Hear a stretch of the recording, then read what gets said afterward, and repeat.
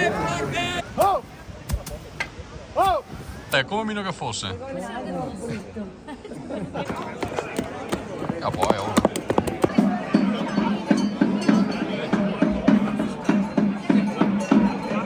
In modo che le nostre rimanessero fermi dove erano missione. È duro! È duro!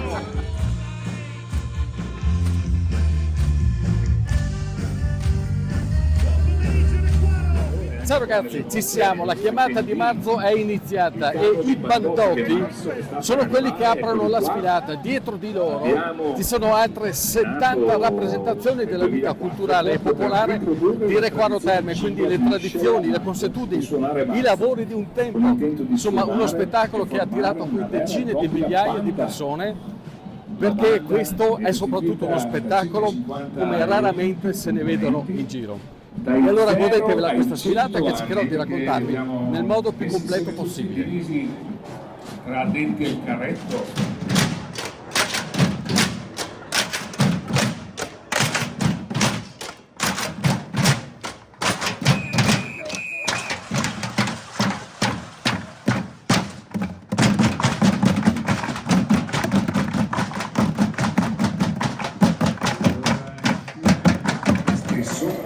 Suggerisce la loro importanza, perché si chiamano aperture, perché sono i primi fiori. Giorgetti, presidente della provincia di Vicenza, Bernardino, consigliere del comune del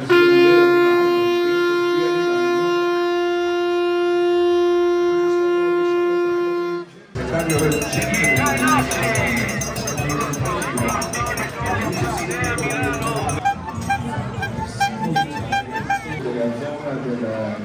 Com'è? Tutto bene? Ciao, ciao. Questo campo di allungamento e ci sono questa sfilata era questo per salutare la nuova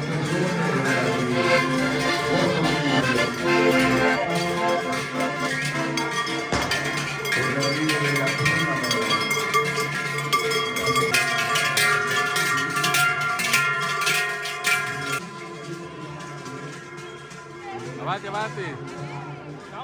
Ciao, ciao a tutti. Ciao ragazzi. Eccoli, eccoli, eccoli, eccoli, eccoli.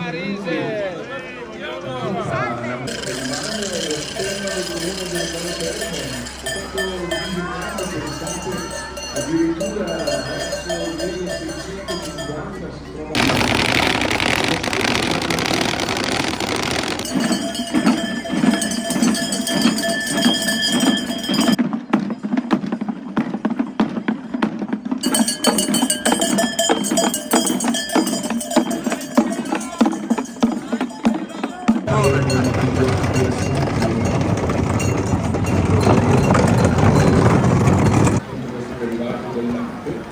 La farina e l'uovo e il sale. Marca, marca, marca, marca! Ancora conditi con il burro fuso. Il carro, come evidente, come veramente raccogliere di tutto quello che dava la terra e quello che poi si prendeva in natura e serviva per sfumare questi contrari che erano praticamente isolati e dovevano vivere e alimentarsi autonomamente con quello che riuscivano a trovare. E poi ovviamente c'era un modo per conservare queste accorgimenti, per conservare il cibo. Allora qua sentiamo il zucchero e il sale, che erano quegli ingredienti. Allora abbiamo già con farina, uvi e sale.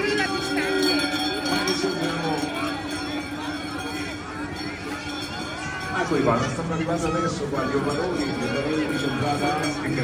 Il punaro è stato fatto in versione È duro! È duro! mezzo di trasporto di legna del pieno.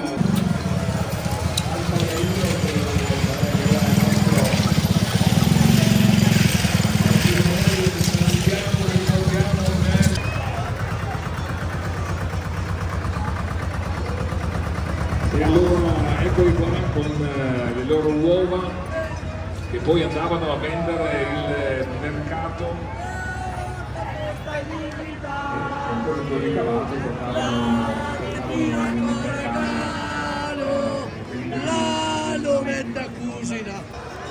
Perché il tempo era molto diffuso l'elemento dei punti, era un cesto rotondo, vedete lì, era un cesto rotondo di varie dimensioni. Ciao, ciao.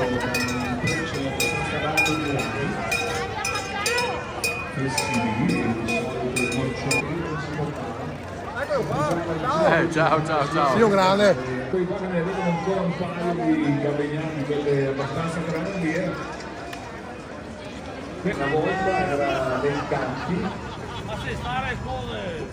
si lavorava tutto diametro abbastanza. Che l'ho detto allora, affari tu santi, con l'aureola. In mezzo ponte che tu utilizza il Verderano che è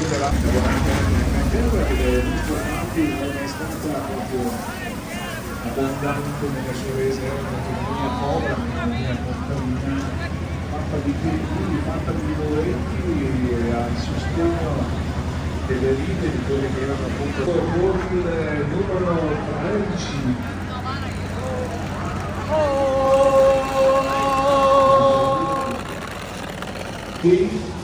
E allora affondava una parte, i pavimenti delle varie stanze nuove, non c'era il cemento, c'era in sassi con il legno.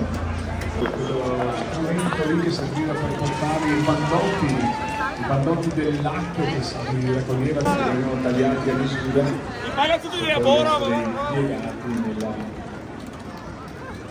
dar vita a questi strumenti. Ma solo qualche parola, qualche sguardo. Il nostro uomo Angelo Ruffo Zarica ci raccontava del momento del filone, tutti i capi di abbigliamento, questi pezzi piccoli di filo venivano messi insieme con la corletta, l'attrezzo più antico della Molinella, ottenendo dei fusi. I fusi che erano l'insieme di questi filati. Tolti i fusi, la lana filata veniva cubiata, veniva accoppiata, cubiata, la voce d'albo cubiare, e poi ritolta con l'ausilio della corletta. Fusi di lana della terra. Ortaggi, legumi, cereali, fra i cereali spiccava il frumento in italiano dal quale si otteneva la farina, il pane e la sega per l'alimentazione delle bestie. Un quintale 19 lire, sempre una grande festa, e nella comunità tutti si prodigavano nella festa, uomini, donne e ragazzi, facevano per loro stesso notte che sono andati a parlare. Poi si diceva che le nuove per pigliare gli strumenti, le nuove che servivano per macinare il frumento, il mais, il sorgo, tutta la farina di mais, mais che era una delle fonti primarie di alimentazione,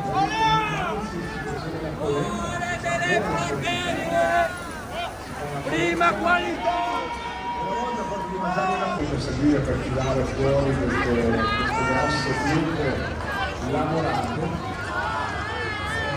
Si tornava la fame, serviva per tirare quei coltelli dei modi, quelli più piccoli, quelli più grandi, che serviva arancioni, quel bel giallo che vedete lì.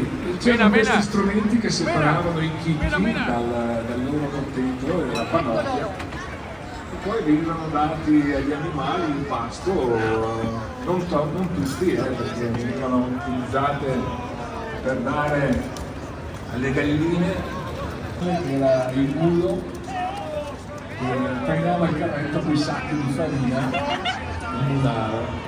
Con la farina poi si faceva il pane. Più breve perché la farina non era raffinata come gli scaffali del supermercato. Era un pane, era sicuramente un sapore incredibile, e il fornaro faceva della sua arte quella di trasformare la farina appunto in queste pagnotte, in queste cioppe de pan, si chiamavano. Che veniva raccontato ai bambini dicendo loro di non uscire di casa la sera, di stare buoni, altrimenti veniva quella bestia lì a farli stare buoni. Questo motto è un po' più grande, vedete, ma solo prima erano venisse nelle case e mangiare i bambini.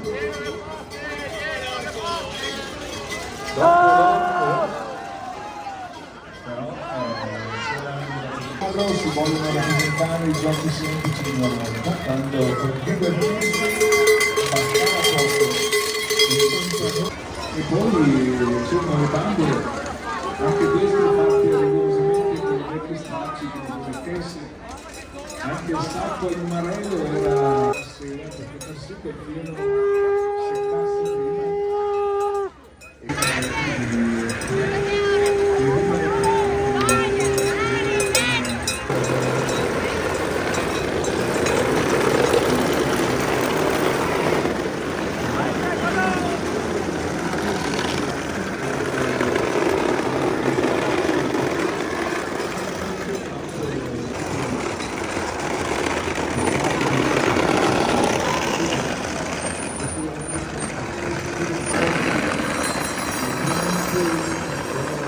Che non aveva minuti, che bisognava versosa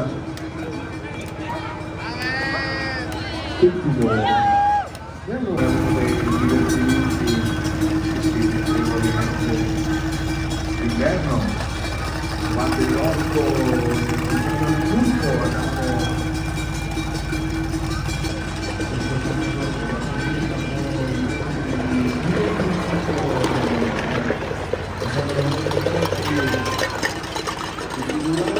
Até ci ha piaciuto il tema? Che bello.